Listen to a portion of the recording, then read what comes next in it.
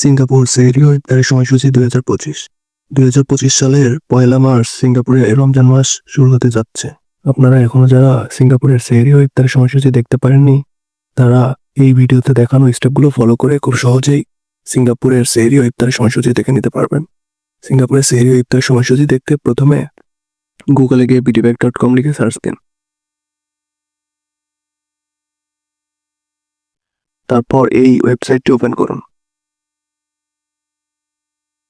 এখন search option থেকে search করুন 6029 লিখে।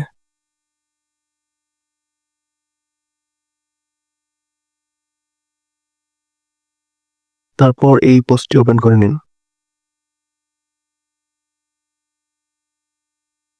এভাবে আপনারা খুব সহজেই সিঙ্গাপুরের সেহরি ও ইফতারের সময়সূচি দেখে নিতে পারবেন।